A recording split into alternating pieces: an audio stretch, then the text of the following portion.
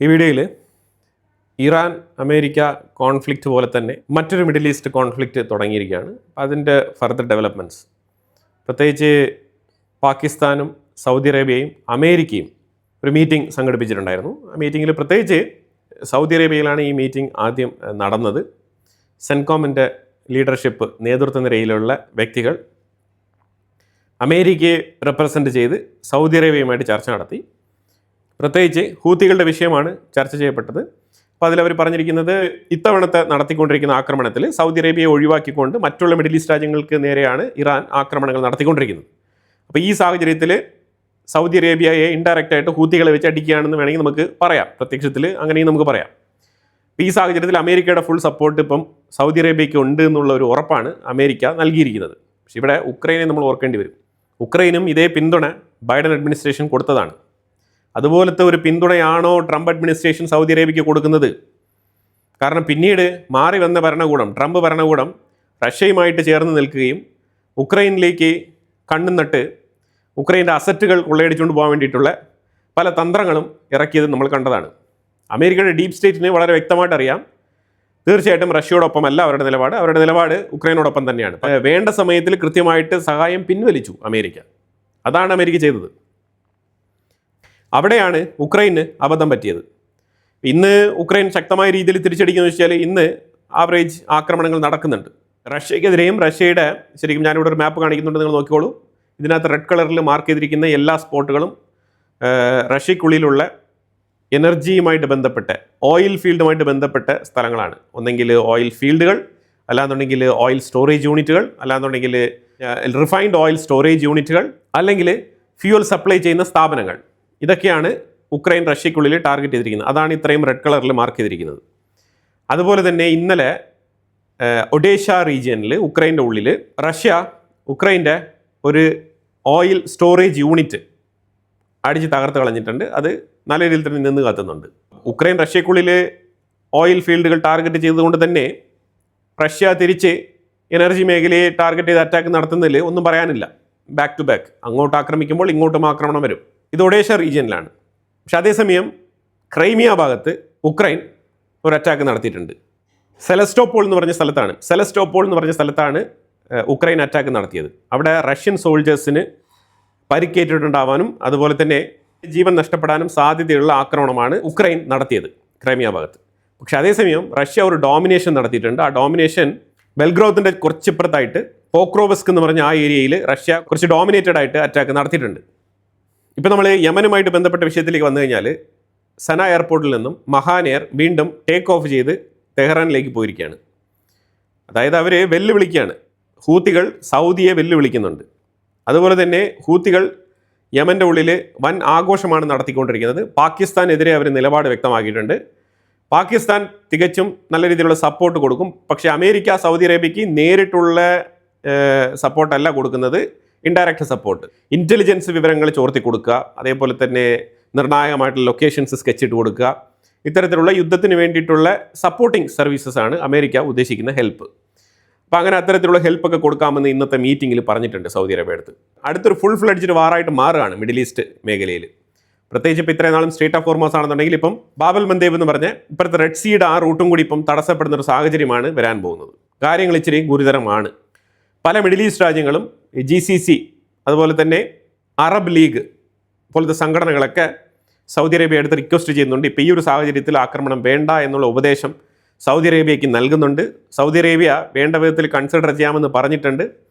പക്ഷേ എന്നിരുന്നാലും ആക്രമണത്തിന് പ്രത്യാക്രമണം നടത്തിയേ പറ്റൂ. അപ്പോൾ ആ സാഹചര്യത്തിൽ സൗദി അറേബ്യക്കുള്ളിൽ, അതായത് സൗദി അറേബ്യ യമൻ്റെ ഉള്ളിൽ സന എയർപോർട്ട് അറ്റാക്ക് നടത്തിയതിനെ തുടർന്ന് യമനിലെ ഹൂത്തികൾ തിരിച്ചടിച്ചിട്ടുണ്ടായിരുന്നു. തിരിച്ചടിച്ചപ്പോൾ ആഭ എന്ന് പറഞ്ഞ ആ ഒരു തുറമുഖത്ത് ശക്തമായ രീതിയിലുള്ള അറ്റാക്കാണ് നടത്തിയത് ഹൂത്തികൾ. അത് നിന്ന് കത്തുന്ന രംഗം ഞാൻ വീഡിയോ ഫുട്ടേജ് ഇവിടെ ആഡ് ചെയ്യുന്നുണ്ട്. അപ്പോൾ അത്തരത്തിൽ ശക്തമായിട്ടുള്ള ആക്രമണം ഏറ്റുവാങ്ങിയ സൗദി അറേബ്യ തിരിച്ചടിക്കാതെ പോകുക എന്ന് പറഞ്ഞാൽ അത് ഇച്ചിരി മോശപ്പെട്ട കാര്യമാണ്. സൗദി അറേബ്യയ്ക്ക് ഇച്ചിരി കുറച്ചിലുമാണ്. അപ്പോൾ അതുകൊണ്ട് സൗദി അറേബ്യ തിരിച്ചടിക്കും, തീർച്ചയായിട്ടും അടിക്കും. അപ്പോൾ അത് തിരിച്ചടി തുടങ്ങിക്കഴിഞ്ഞാൽ പിന്നെ വീണ്ടും ആക്രമണങ്ങൾ ശക്തിപ്പെടാനുള്ള സാധ്യതയുണ്ട്. മിഡിൽ ഈസ്റ്റ് മറ്റൊരു തരത്തിലേക്ക് മാറുകയാണ്. ഈ സാഹചര്യത്തിൽ ഇറാനാണെന്നുണ്ടെങ്കിൽ അമേരിക്കയുടെ മേളിൽ പുതിയ അലിഗേഷൻ ഉന്നയിക്കുകയാണ്. അലിഗേഷൻ എന്താണെന്ന് പറഞ്ഞാൽ, നമുക്ക് തോന്നിയത് ഇപ്പം ഈ ആക്രമണം അഥവാ യുദ്ധത്തിൻ്റെ ഇടയിൽ എന്ത് അലിഗേഷനാണ്, അലിഗേഷന് എന്ത് വാല്യൂ ആണുള്ളത്? അലിഗേഷൻ ഉന്നയിക്കുന്നത് കിഷ് എന്ന് പറഞ്ഞ ഐലൻഡിൽ നടത്തിയ അറ്റാക്കിൽ അവിടുത്തെ വാട്ടർ പ്ലാന്റ് അതേപോലെ തന്നെ പവർ പ്ലാന്റ് ഇത് രണ്ടും തകരാറിലായിട്ടുണ്ട്. ഇത് സിവിലിയൻസിനെ ഡയറക്റ്റായിട്ട് അഫക്റ്റ് ചെയ്യുന്ന രീതിയിലുള്ള അറ്റാക്കാണ്. ഇത് ശരിക്കും നിയമവിരുദ്ധമാണ്, ഇങ്ങനൊരു ആക്രമണം നടത്താൻ പാടില്ല എന്നുള്ള തരത്തിലേക്ക് ഇറാൻ UN അവതരിപ്പിക്കും എന്നൊക്കെ പറയുന്നുണ്ട്. പക്ഷേ എവിടെ പോയി അവതരിപ്പിക്കാനാണ്? UN പോയി അവതരിപ്പിച്ചിട്ട് എന്ത് നേടാനാണ് ഇറാന്? ഇപ്പം നിലവിൽ യുദ്ധമല്ലേ. UN തന്നെ സാങ്ഷനിൽ കിടക്കുന്ന രാജ്യമാണ് ഇറാൻ. ഇവരെന്ത് വോയിസ് വെച്ചിട്ടാണ് അവിടെ പോയി പ്രസംഗിക്കാൻ പോകുന്നത്? അപ്പോൾ അങ്ങനെ 15-ാം തീയതി ഡേ ടൈമിൽ അമേരിക്ക വെറുതെ ഇരുന്നോ എന്ന് ചോദിച്ചാൽ വെറുതെ ഇരുന്നിട്ടില്ല. ഡേ ടൈമിലും അവർ കൃത്യമായിട്ട് ടാർഗറ്റ് ചെയ്ത് അറ്റാക്ക് നടത്തിക്കൊണ്ട് തന്നെയാണ് ഇരുന്നത്. ഡേ ടൈമിൽ ത്രൂ ഔട്ട് ഒരു 3 സ്ഥലങ്ങളിൽ അറ്റാക്ക് നടത്തിയിട്ടുണ്ടായിരുന്നു. നമ്മൾ അത് കഴിഞ്ഞ് നോക്കി കഴിഞ്ഞാൽ ചാബഹാർ പോർട്ടിൽ മാറി അറ്റാക്ക് നടത്തിയിട്ടുണ്ട്. അതുപോലെ തന്നെ ഷിറാസ് എന്ന് പറഞ്ഞ മേഖലയിൽ വെപ്പൺ പ്രൊഡക്ഷൻ യൂണിറ്റ്, ഇൻഡസ്ട്രിയൽ മേഖലയാണ് അവിടെ. പ്രത്യേകിച്ചും ഈ വെപ്പൺ മാനുഫാക്ചറിങ് ചെയ്യാനുള്ള നിരവധി പ്രോഡക്റ്റുകൾ നിരവധി റോ മെറ്റീരിയൽ മാനുഫാക്ചറിങ് യൂണിറ്റുകൾ അവിടെ ഉണ്ട്. നട്ടും ബോൾട്ട് ഉൾപ്പെടെയുള്ള പല സംഗതികളും മാനുഫാക്ചറിങ് ചെയ്യുന്ന ഇൻഡസ്ട്രിയൽ കമ്പനികളാണ് അവിടെ പ്രവർത്തിക്കുന്നത്. അവിടെ അമേരിക്ക ആക്രമണം നടത്തിയിട്ടുണ്ടായിരുന്നു ഡേ ടൈമിൽ. അതുപോലെ തന്നെ അവരുടെ ധാന്യശേഖരങ്ങൾ, അതായത് സിസ്റ്റാൻ എന്ന് പറഞ്ഞ സ്ഥലത്ത് അവരുടെ ധാന്യശേഖരങ്ങൾ, അതേപോലെ വാട്ടർ ട്രീറ്റ്മെൻറ്റ് പ്ലാന്റുകൾ, അതുപോലെ തന്നെ ബോട്ടിൽ വാട്ടർ, അതായത് വലിയ ബോട്ടിലിൽ ഗാലൻ കണക്കിൽ വാട്ടർ ബോട്ടിൽ സപ്ലൈ ചെയ്യുന്നില്ലേ, ആ വാട്ടർ ബോട്ടിൽ മാനുഫാക്ചറിങ് കമ്പനികൾക്ക് മേളിൽ വരെ അറ്റാക്ക് നടത്തിയിട്ടുണ്ട്. ഇതെല്ലാം തന്നെ സിവിലിയൻ ഇൻഫ്രാസ്ട്രക്ചറാണ് അമേരിക്ക ടാർഗറ്റ് ചെയ്തത്. ഇത് നിയമലംഘനമാണ്, ചട്ടവിരുദ്ധമാണെന്നൊക്കെ പറയുന്നുണ്ട്. യുദ്ധത്തിനിടയിൽ എന്ത് ചട്ടവിരുദ്ധമാണ്? ഇവർ പ്രോക്സികളെ പരിപോഷിപ്പിക്കുന്നത് ചട്ടവിരുദ്ധമല്ലേ? അതുപോലെ ഇവർ ക്ലസ്റ്റർ ബോംബുകൾ അയക്കുന്നത് ചട്ടവിരുദ്ധമല്ലേ? അപ്പം അങ്ങനെ നോക്കിക്കഴിഞ്ഞാൽ ഇറാൻ്റെ ഒരു ദയനീയ അവസ്ഥയാണ് നമുക്കിവിടെ മനസ്സിലാക്കാൻ പറ്റുന്നത്. അത് ശരിക്കും ഇറാൻ്റെ ഉള്ളിൽ നിന്നും വരുന്ന സ്റ്റേറ്റ്മെൻറ്റുകളിലൂടെ തന്നെ നമുക്ക് മനസ്സിലാക്കാൻ പറ്റുന്നുണ്ട് വളരെ വ്യക്തമായിട്ട് ഇറാൻ്റെ നിസ്സഹായ അവസ്ഥ. അതുപോലെ ഇന്നലെ ഡേ ടൈമിൽ IRGCയുടെ 388 കമാൻഡ് യൂണിറ്റ് തമ്പടിച്ചിരുന്ന കഷം ഐലൻഡിന് തൊട്ടിപ്പുറത്തൊരു ഐലൻഡ് ഉണ്ട്, ഹെൻഗാം ഐലൻഡ് എന്ന് പറയും. ഈ ഹെൻഗാം ഐലൻഡിൽ നടത്തിയ അറ്റാക്കിൽ ഈ 388 ബ്രിഗേഡ് മൊത്തത്തിൽ എലിമിനേറ്റ് ചെയ്യപ്പെട്ടിട്ടുണ്ട് എന്നുള്ള വാർത്തയും വരുന്നുണ്ട്. ഡീറ്റെയിൽ ആയിട്ട് ഇതിനകത്ത് നമ്പേഴ്സ് ഒന്നും കൊടുത്തിട്ടില്ല. പക്ഷേ അവിടെ ഒരു ക്യാമ്പ് ഉണ്ടായിരുന്നു, മിലിറ്ററി ക്യാമ്പ്, IRGCയുടെ ക്യാമ്പ് ഉണ്ടായിരുന്നു. ആ ക്യാമ്പിലുള്ളവരെ ടാർഗറ്റ് ചെയ്ത് അറ്റാക്ക് നടത്തിയിട്ടുണ്ടെന്നാണ് പറയുന്നത്. എത്ര പേർ കൊല്ലപ്പെട്ടു, എന്താണ് വിവരങ്ങൾ എന്നുള്ളതൊക്കെ നമുക്ക് കുറച്ചുകൂടെ കൺഫേം ചെയ്തിട്ടേ പറയാൻ പറ്റുള്ളൂ. ഇപ്പോൾ ഈ യുദ്ധത്തിൻ്റെ വിഷയങ്ങളൊക്കെ നമ്മൾ ഒരു സൈഡിൽ മാറ്റി നിർത്തി കഴിഞ്ഞാൽ നമ്മൾ അമേരിക്കയുടെ പുതിയ തീരുമാനം, India, China, Hungary, Slovakia, Azerbaijan ഇത്രയും രാജ്യങ്ങൾക്കും 100% താരിഫ് അപ്ലൈ ചെയ്യാൻ വേണ്ടിയിട്ടുള്ള പുതിയൊരു സംവിധാനം രൂപപ്പെടുത്തുന്നുണ്ട് അമേരിക്കയുടെ ഉള്ളിൽ. ഇതുമായിട്ട് ബന്ധപ്പെട്ട് റിപ്പബ്ലിക്കൻ പാർട്ടി മെമ്പേഴ്സിന് സമ്മതമാണ്. കോൺഗ്രസിൽ വെച്ച് പാസ്സാക്കാനാണ് ഇപ്പോൾ അവർ തീരുമാനിക്കുന്നത്. അതിന് മുൻകൂട്ടി തന്നെ ട്രംപിനൊരു സിഗ്നേച്ചറിലൂടെ താരിഫ് അപ്ലൈ ചെയ്യാനുള്ള റൈറ്റ് ഉണ്ട്.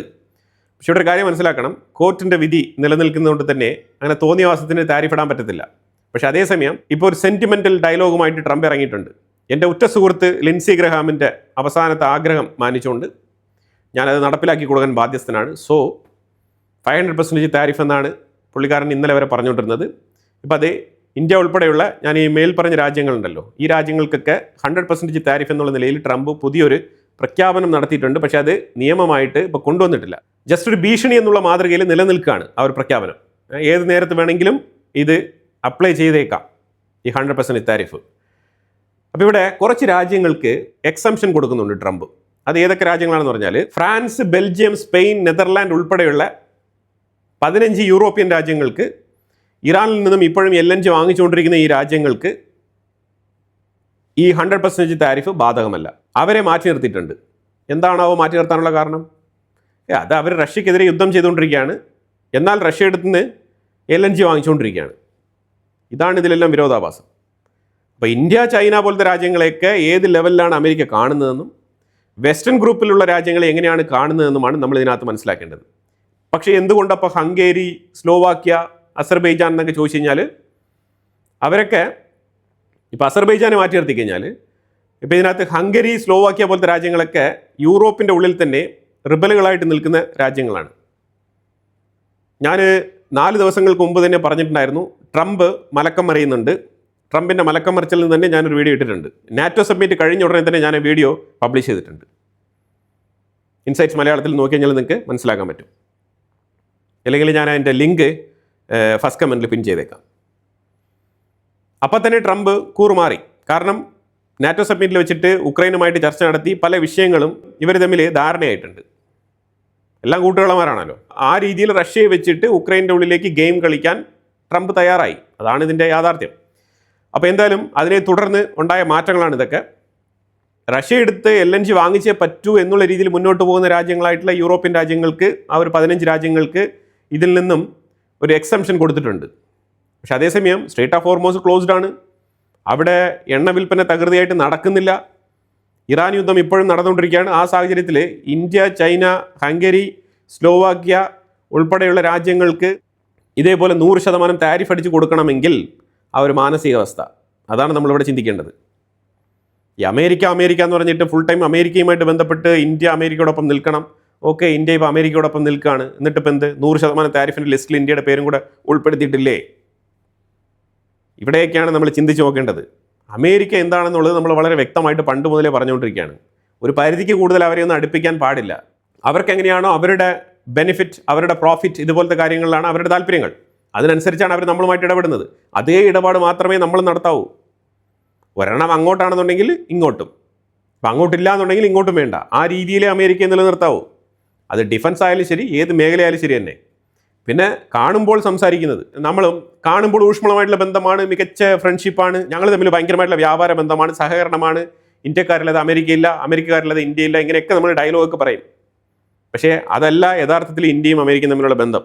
അതൊക്കെ നമ്മൾ ഇങ്ങനെയുള്ള വിഷയങ്ങളിലൂടെ കടന്നു പോകുമ്പോൾ വളരെ വ്യക്തമായിട്ട് നമുക്ക് മനസ്സിലാക്കാൻ പറ്റും.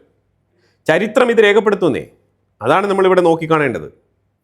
അപ്പോൾ എന്തായാലും ഈ 100% താരിഫുമായിട്ട് ഇപ്പം ഇനി പുതിയ കോളുകളൊക്കെ കൊണ്ട് ട്രംപ് വരുന്നതെന്നാണ് നമ്മൾ നോക്കിയിരുന്ന് കാണേണ്ടത്. അതുപോലെ UK-യും ഇന്ത്യയും തമ്മിലുള്ള ഫ്രീ ട്രേഡ് എഗ്രിമെൻറ്റ് 15-ാം തീയതി മുതൽ ആക്റ്റീവ് ആയിരിക്കുകയാണ്. It's activated already. അതുകൊണ്ട് ഇനി UK-യിലുള്ള കംപ്ലീറ്റ് സാധനങ്ങൾക്കും ഇന്ത്യക്കുള്ളിൽ സ്റ്റെപ്പ് ബൈ സ്റ്റെപ്പായിട്ട് താരിഫ് ഇല്ലാതാവും. ഘട്ടം ഘട്ടമായിട്ട് നമ്മളത് കുറച്ച് കൊണ്ടുവരുമെന്നാണ് പറഞ്ഞിരിക്കുന്നത്. പക്ഷേ അതേസമയം ഇന്ത്യയിൽ നിന്നും കയറ്റുമതി ചെയ്യുന്ന സാധനങ്ങൾക്ക് UK-ക്കുള്ളിൽ 15-ാം തീയതി മുതൽ 0% താരിഫാണ്. അതിൽ വാഹനങ്ങളുടെ സ്പെയർ പാർട്സുകളുണ്ട്, നിരവധി ഫുഡ് ഐറ്റംസ് ഉണ്ട്, പല സാധനങ്ങളുണ്ട് കേട്ടോ. ഇന്ത്യയിൽ നിന്ന് കയറ്റുമതി ചെയ്യുന്ന തുണിത്തരങ്ങൾ ഉൾപ്പെടെയുള്ള പല സാധനങ്ങൾക്കും 0% താരിഫാണ്. അപ്പം അതുകൊണ്ട് കയറ്റുമതി ഇമ്പ്രൂവ് ആവും, അതൊരു സൈഡിൽ. പക്ഷേ അതേസമയം കുറച്ചുകൂടെ നമ്മൾ മാറി ചിന്തിച്ച് കഴിഞ്ഞാൽ UK-യിൽ നിന്നും UK-യുടെ വാഹനങ്ങൾ ഇന്ത്യക്കുള്ളിൽ ഇറങ്ങാൻ സാധ്യതയുണ്ട്. അതിന് പ്രൈസ് കുറയാനുള്ള സാധ്യതയുണ്ട്. അപ്പം അങ്ങനെ പ്രൈസ് കുറയുമ്പോൾ ഇന്ത്യക്കുള്ളിലുള്ള ഡൊമസ്റ്റിക് പ്രൊഡക്ഷനെ അത് ബാധിക്കുമോ എന്ന് ചോദിച്ചാൽ അതൊക്കെ ഫ്യൂച്ചറിൽ മാത്രമേ നമുക്ക് അതുമായിട്ട് ബന്ധപ്പെട്ട വിലയിരുത്തലുകൾ നടത്താൻ കഴിയുകയുള്ളൂ. കാരണം പ്രൈസ് റേഞ്ച് എത്ര വരെയാണുള്ളത്, ഇൻഫാക്റ്റ് താരിഫ് കുറച്ചാൽ തന്നെയും ഡ്യൂട്ടി ഇല്ലെങ്കിൽ തന്നെയും അതിൻ്റെ പ്രൈസ് എത്രയാണെന്നുള്ളത് നമ്മൾ ഒന്ന് വിലയിരുത്തേണ്ടതുണ്ട്. അത് കഴിഞ്ഞിട്ട് മാത്രമേ നമുക്ക് അതുമായിട്ട് ബന്ധപ്പെട്ടൊരു ഡേറ്റ അവൈലബിൾ ആവുള്ളൂ. അതേസമയം UK-യിൽ നിന്നും ലിക്കറുകൾ ഇന്ത്യക്കുള്ളിൽ ധാരാളം സപ്ലൈ ആവും. അപ്പോൾ ഫോറിൻ മെഡിസിൻ ഇവിടെ വന്നു കഴിഞ്ഞാൽ, മീൻസ് ആ ലിക്കേഴ്സ് ഇവിടെ വന്നു കഴിഞ്ഞാൽ ലോക്കൽ പ്രൊഡക്ഷനെ അത് ബാധിക്കും. ആ മേഖലയിൽ ഇച്ചിരി ക്ഷീണം വരാനുള്ള സാധ്യതയുണ്ട്. എന്തായാലും വൻതോതിൽ വരാൻ സാധ്യതയുണ്ടോ എന്നുള്ളത് നമ്മൾ ഇനി കാത്തിരുന്ന് കാണേണ്ട വിഷയമാണ്. UK free trade agreement activated. ജപ്പാനാണെന്നുണ്ടെങ്കിൽ റീയൂസബിൾ റോക്കറ്റ് വിജയകരമായിട്ട് പരീക്ഷിച്ചിട്ടുണ്ട്. അമേരിക്ക പരീക്ഷിച്ചു എലോൺ മസ്കിൻ്റെ നേതൃത്വത്തിൽ. അതേസമയം ചൈന കഴിഞ്ഞ ആഴ്ച പരീക്ഷിച്ചായിരുന്നു. ഇപ്പോൾ ജപ്പാനും പരീക്ഷിച്ചിട്ടുണ്ട് വിജയകരമായിട്ട്. ഉക്രൈന് 90 ബില്യൺ ഫണ്ട് കൊടുക്കാൻ വേണ്ടിയിട്ട് പാരീസിൽ വെച്ച് നടന്ന മീറ്റിങ്ങിൽ സമ്മതിച്ചിട്ടുണ്ടായിരുന്നു യൂറോപ്യൻ യൂണിയൻ. അതുപോലെ തന്നെ 1 ബില്യൺ യൂറോ സെപ്പറേറ്റ് ആയിട്ട് ഡ്രോൺ മാനുഫാക്ചറിങ്ങിന് വേണ്ടിയിട്ട് കൊടുക്കാമെന്ന് Ursula phone der line confirm ചെയ്തിട്ടുണ്ട്. ഉർസുല ഫോൺ ഡെർ ലൈൻ ഇന്ന് കീവിൽ എത്തിയിട്ടുണ്ടായിരുന്നു. 15-ാം തീയതി അവർ കീവ് സന്ദർശനം നടത്തി. പ്രധാനപ്പെട്ട കാരണം യൂറോപ്പ്, പ്രത്യേകിച്ച് ഫ്രാൻസ്, അവരുടെ റഫേൽ ഫൈറ്റർ ജെറ്റിൽ ഇൻറ്റഗ്രേറ്റ് ചെയ്ത് പ്രവർത്തിപ്പിക്കാൻ ശേഷിയുള്ള കംപ്ലീറ്റ് മിസൈലുകളും, സ്കാൽപ് മിസൈൽ ആയിക്കോട്ടെ, അസ്ത്ര 30, ഇങ്ങനെ നിരവധി മിസൈലുകളുണ്ട്, ASRMS എന്നൊക്കെ പറഞ്ഞിട്ട്. അപ്പോൾ ഇങ്ങനെ കുറേ മിസൈലുകളൊക്കെ ഉക്രൈന് മാനുഫാക്ചറിങ് ചെയ്യാനുള്ള പെർമിഷൻ കൊടുക്കാമെന്ന് പറഞ്ഞിട്ടുണ്ട്. ഇന്ത്യയൊക്കെ വർഷക്കണക്കിൽ കാത്തിരുന്ന് പലതവണ ചർച്ച നടത്തിയിട്ടാണ് ലിമിറ്റഡ് ആയിട്ടുള്ള ചില സാധനങ്ങൾ ഇന്ത്യക്കുള്ളിൽ മാനുഫാക്ചറിങ് ചെയ്യാൻ ഫ്രാൻസ് സമ്മതിച്ചത്. പക്ഷേ അതേസമയം ഇവിടെ ആലോചിച്ച് നോക്കൂ, ഉക്രൈനൊക്കെ വാരിക്കോരിയം കൊടുക്കുകയാണ്.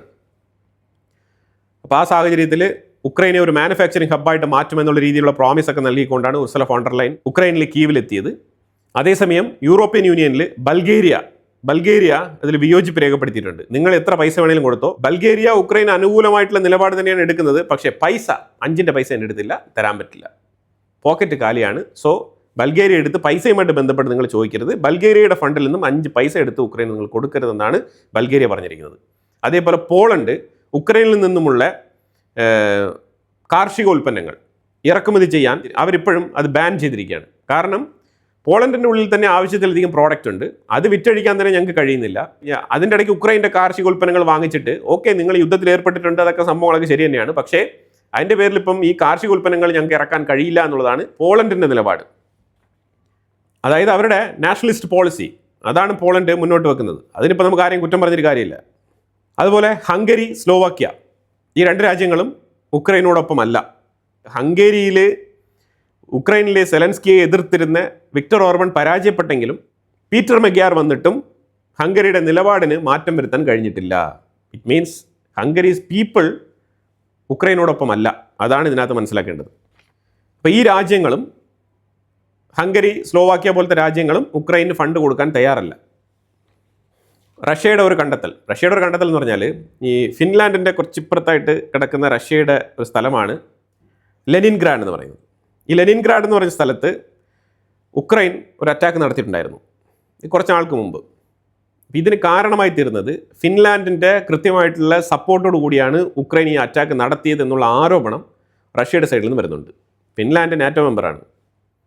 അപ്പോൾ ഈ ഇൻഫർമേഷനൊക്കെ റഷ്യ എന്തുകൊണ്ടാണ് റിവീൽ ചെയ്യുന്നതെന്ന് പറഞ്ഞാൽ കൃത്യമായിട്ടുള്ള താക്കീതാണ്. ശരിക്കും നിങ്ങൾ ചെയ്യുന്നത് ഞങ്ങൾക്ക് അറിയില്ല എന്ന് നിങ്ങൾ വിചാരിക്കരുത്, അത് ഞങ്ങൾക്ക് അറിയാം, ഞങ്ങൾ അറിഞ്ഞുകൊണ്ട് തന്നെയാണ് ഈ കാര്യങ്ങൾ ഞങ്ങൾ സഹിക്കുന്നത്, ബിക്കോസ് ഒരു എസ്കലേഷൻ വേണ്ട എന്ന് വിചാരിച്ചിട്ട് എന്നുള്ള തരത്തിലുള്ള ഒരു മെസ്സേജ് കൊടുക്കാൻ വേണ്ടിയിട്ടാണ് റഷ്യ ഇത്തരത്തിലുള്ള വെളിപ്പെടുത്തലുകൾ നടത്തുന്നത്. അതുപോലെ ഇസ്രായേൽ ആണെന്നുണ്ടെങ്കിൽ ഗാസയ്ക്കുള്ളിൽ ആക്രമണം ശക്തിപ്പെടുത്തിയിട്ടുണ്ട്, ഇൻറ്റൻസിഫൈഡ് അറ്റാക്ക്. അതിൽ 2 ഹമാസ് മെമ്പർ കൊല്ലപ്പെട്ടിട്ടുണ്ട്. ഒന്ന് നുക്ബ ഫോഴ്സ് എന്ന് പറഞ്ഞ ആ ഫോഴ്സിൽ പ്രവർത്തിക്കുന്ന വ്യക്തി, മറ്റൊന്ന് ഹമാസിൻ്റെ ഒരു ബ്രിഗേഡായിട്ട് പ്രവർത്തിക്കുന്ന വ്യക്തിയാണ്. 2 ഹമാസ് മെമ്പേഴ്സിനെ എലിമിനേറ്റ് ചെയ്തിട്ടുണ്ട് ഗാസയ്ക്കുള്ളിൽ. അതുപോലെ ഗാസയിൽ ശക്തമായിട്ടുള്ള ആക്രമണങ്ങളാണ് ഇസ്രായേൽ തുടരുന്നത്. അതേപോലെ ലെബനാൻ്റെ ഉള്ളിലും ആക്രമണങ്ങൾ തുടരുന്നുണ്ട്. ലെബനാനുമായിട്ട് ബന്ധപ്പെട്ട വിഷയത്തിൽ ചർച്ചകൾ നടക്കുന്നുണ്ട്. ആ ചർച്ചയിൽ ഇസ്രായേലിൻ്റെ നിലപാട് വ്യക്തമാക്കിയിട്ടുണ്ട്. അതുപോലെ ഒക്ടോബറിൽ നടക്കാനിരിക്കുന്ന ആ ഇലക്ഷന് വേണ്ടിയിട്ടുള്ള കംപ്ലീറ്റ് തയ്യാറെടുപ്പുകളും ഇസ്രായേലിൻ്റെ ഉള്ളിൽ നടക്കുന്നുണ്ട്. പലരും ഈ ഇലക്ഷനെ മുന്നിൽ കണ്ടുകൊണ്ട് നെതന്യാഹു ഇറാൻ്റെ മേളിൽ അഗ്രസീവായിട്ട് അറ്റാക്ക് നടത്താനുള്ള സാധ്യതയുണ്ട് എന്നുള്ള പ്രഡിക്ഷൻസ് ഒക്കെ മുന്നോട്ട് വെക്കുന്നുണ്ട്. പക്ഷേ അതില്ലാതെ തന്നെ പരമാവധി അനലിസ്റ്റുകൾ വിലയിരുത്തുന്നത് ഇറാൻ്റെ ഒരു ന്യൂക്ലിയർ എൻറിച്ച്മെൻറ്റ് ഫെസിലിറ്റീസ് അവരത് പുനഃസ്ഥാപിക്കുന്നുണ്ട്.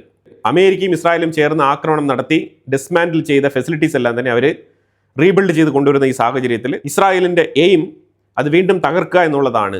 അപ്പം അതിനെ ഇപ്പോൾ ഇസ്രായേൽ അമേരിക്ക എടുത്ത് റിക്വസ്റ്റ് വെച്ചിരിക്കുകയാണ്. B-2 ബോംബർ കൊണ്ട് വീണ്ടും അതേ സ്ഥലങ്ങൾ അറ്റാക്ക് ചെയ്യണമെന്നുള്ള നിർദ്ദേശം ഇസ്രായേൽ അമേരിക്ക എടുത്ത് പറഞ്ഞിട്ടുണ്ട്. അപ്പോൾ ഇതിനെ തുടർന്ന് അമേരിക്ക B-2 ബോംബർ വെച്ചിട്ട് അവിടെ അറ്റാക്ക് നടത്താൻ നിർബന്ധിതരാകുമെന്നാണ് പറയപ്പെടുന്നത്. അതിന് പ്രധാനപ്പെട്ട കാരണം അമേരിക്കയ്ക്ക് ഇത്തവണത്തെ ഇറാൻ്റെ ആക്രമണത്തിൽ ഇസ്രായേലിനെ ഉൾപ്പെടുത്താൻ താല്പര്യമില്ല എന്ന് പറഞ്ഞാൽ അവർ ഇസ്രായേലിന് എതിരാണെന്നുള്ള നിലപാടല്ല. ഇസ്രായേലിനെ കൊണ്ട് അറ്റാക്ക് നടത്തി കഴിഞ്ഞാൽ അത് മിഡിൽ ഈസ്റ്റിൽ വേറൊരു തലത്തിലേക്ക് കാര്യങ്ങളെ മാറ്റിമറിക്കും. ഇസ്രായേൽ ആണെന്നുണ്ടെങ്കിൽ ഇമ്മൻസീവായിട്ടുള്ള ഡിസ്ട്രക്ഷൻ നടത്തുന്ന ഒരു ആർമിയാണ്, അവർ അതിനെ അങ്ങ് തുലച്ച് കളയും. അപ്പോൾ അതുകൊണ്ട് തന്നെ അത്തരത്തിലുള്ളൊരു മാസീവായിട്ടുള്ള ഒരു ഡിസ്ട്രക്ഷൻ വേണ്ട, അതുകൊണ്ട് ഇസ്രായേലിനെ മാറ്റി നിർത്താമെന്നാണ് ഇത്തവണ തീരുമാനിച്ചിരിക്കുന്നത്. മാക്സിമം അമേരിക്കയെ കൊണ്ട് കഴിയുന്നത്രത്തോളം അമേരിക്ക മുന്നോട്ട് പോകും ഇതിനകത്ത്. പിന്നെ രഹസ്യമായിട്ട് ഇസ്രായേലിനെ ഉപയോഗിച്ചേക്കാം എന്നുള്ള വാർത്തകളും വരുന്നുണ്ട്. അപ്പോൾ എന്തായാലും വളരെ നിർണായകമായിട്ടുള്ള വിഷയങ്ങളാണ് നമ്മൾ ഈ വീഡിയോയിൽ പങ്കുവച്ചത്. ഇതിനെക്കുറിച്ചുള്ള അഭിപ്രായങ്ങൾ കമൻറ്റ് ബോക്സിൽ രേഖപ്പെടുത്തുക. കൂടുതൽ വാർത്തകളുമായിട്ട് അടുത്ത വീഡിയോയിൽ വരാം. Thank you so much.